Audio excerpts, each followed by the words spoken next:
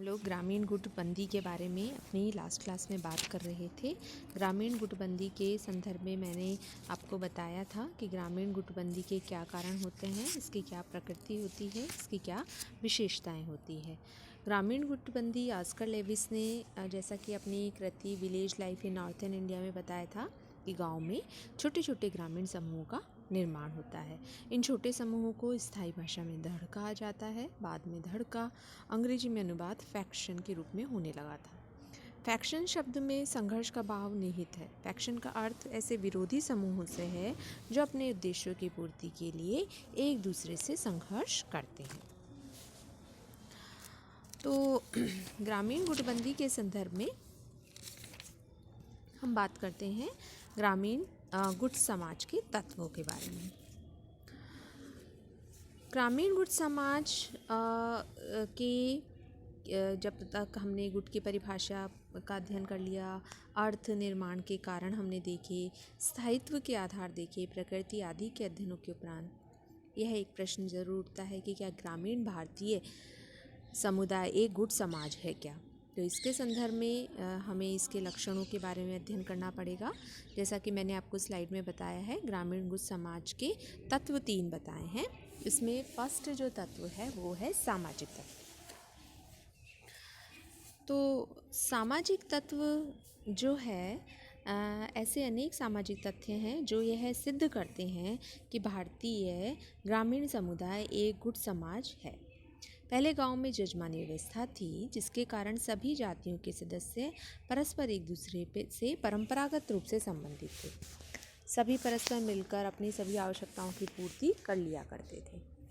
तो जातियों में उच्चता तो थी, परंतु स्पष्ट पृथकता दिखाई नहीं देती थी। नवीन परिवर्तनों के कारण जजमानी व्यवस्था टूट गई और जातियां अब एक दूसरे के पूरक ना रहकर उसमें पृथकता एवं भेदभाव की मनोवृत्ति बढ़ गई।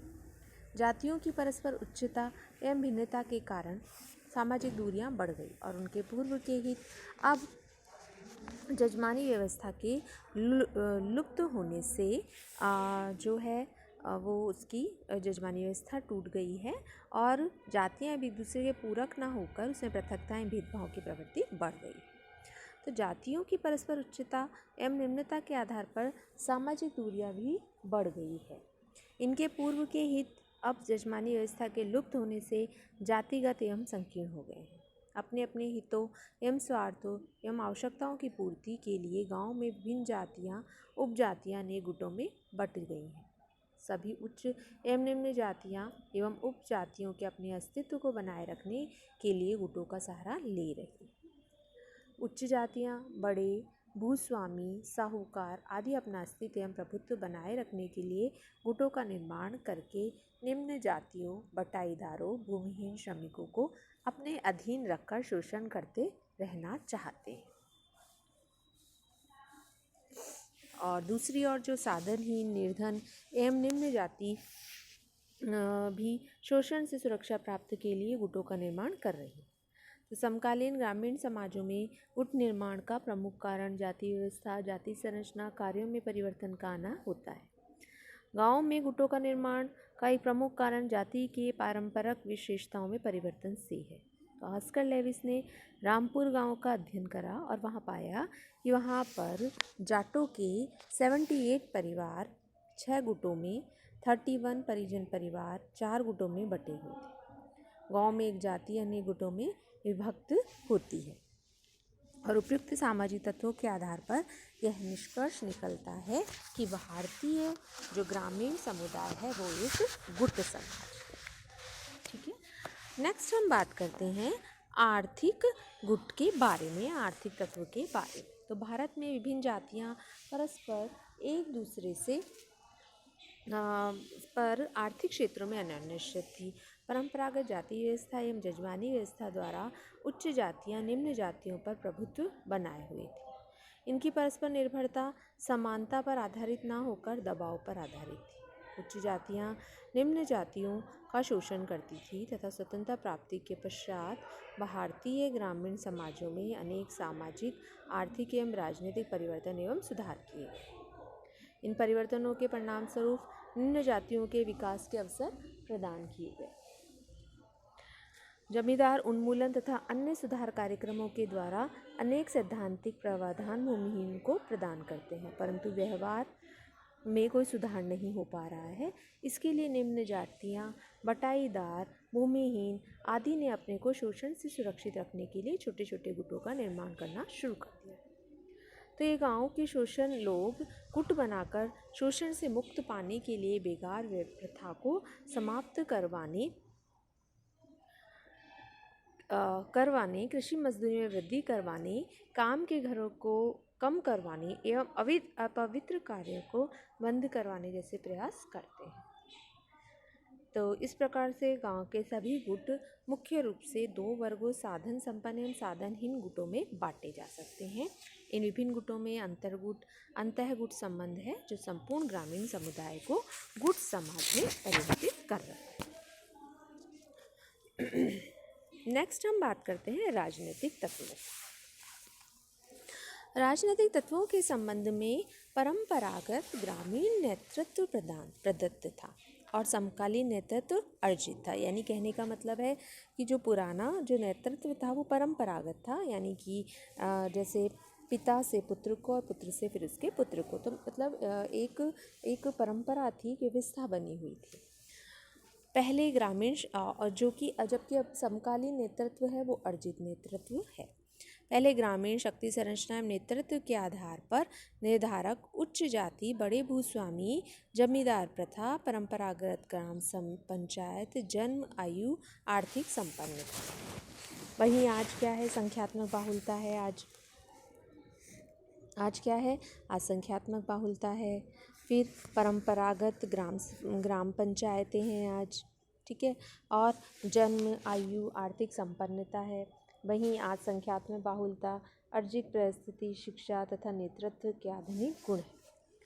परंपरागत प्रमुख में संघर्ष नहीं था, सभी अपनी परिस्थिति को भगवान का विधान मानते थे, परंतु आज मतदान के अधिकार ने, चुनाव प्रणाली, प्रजातंत्र आदि ने निम्न जातियां, श्रमिकों, भूमिहीनों को ग्रामीण नेतृत्व का निर्णायक बना दिया है।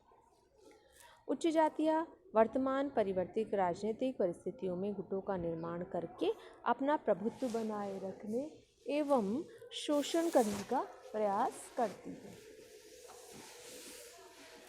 वहीं दूसरी ओर निम्न जातियां, साधन वर्ग, भूमिहीन श्रमिक भी शोषण से सुरक्षा प्राप्त के लिए गुटों का सहारा ले रही है। तो संख्यात्मक बाहुलता के द्वारा निम्न जातियां, अनुसूचित जनजातियां तथा जातियों ने मतदान प्रणाली के द्वारा कुछ स्थानीय पंचायत संगठनों ने शक्ति संरचना पर एकाधिकार प्राप्त कर लिया है।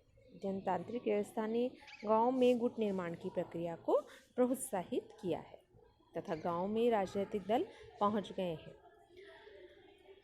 इसके अंतर्गत ये अपने स्वार्थ के लिए जाति एवं ग्राम वासियों में परस्पर फूट डालकर गुटों का निर्माण करते हैं, यानी कि समूहों में ये लोग फूट डालते हैं और फिर उसके ग्रुपों का निर्माण करते हैं। राजनीतिक दल विभिन्न जातियों के समान विचारों, समस्याओं तथा उद्देश्यों वालों में एकता पैदा करके नए नए गुट बनाते रहते हैं। इन गुट निर्माण से ग्रामवासियों में लड़ाई झगड़े, तनाव, संघर्ष तथा हिंसा में वृद्धि हो रही।